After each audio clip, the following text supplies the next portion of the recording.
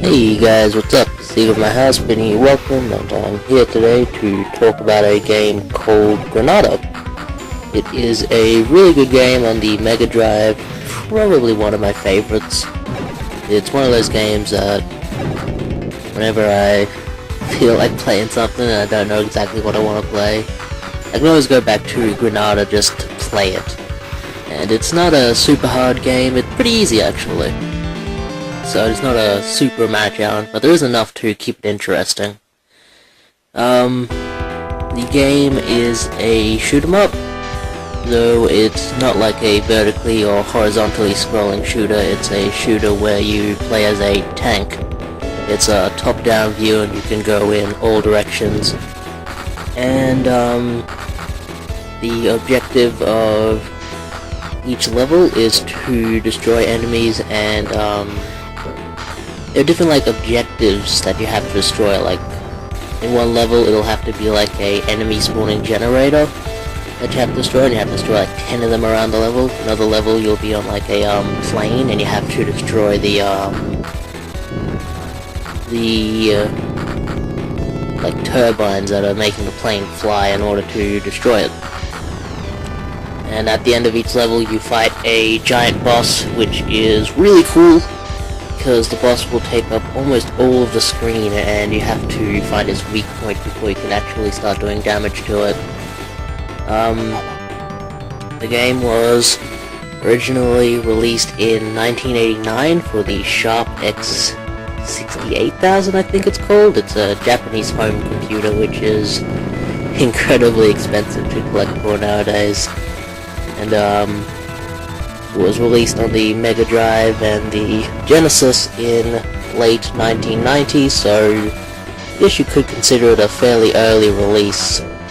It was early enough to have the black borders in the background on the case, as was customary for many Megadrive games before they switched over to the blue background. And I like that look, it looks very classy.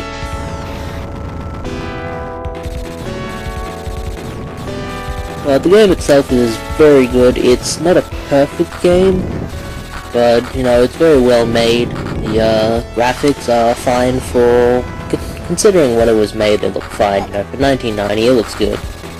As does the sound, the music, all of the effects of the game, like explosions and stuff. They look cool. The controls really well. All of the controls are really fluid.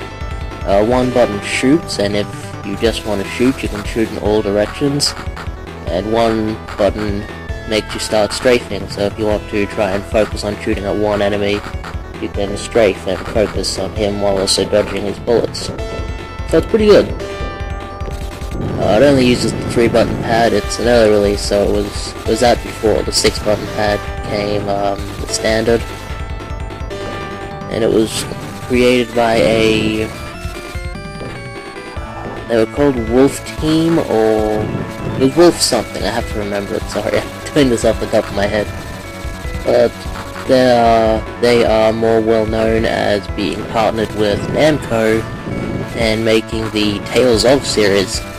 They made first Tales of game all the way up to Tales of Xillia 2, and Tales of Xillia 2? I think it was Tales of Xillia 2. Might have been Tales of Xillia, the first one. Well, they're no longer a team anymore, unfortunately. They went out of business. Not went out of business, they just got closed down by Namco, their father company, in 2011, so they no longer make games, which is unfortunate.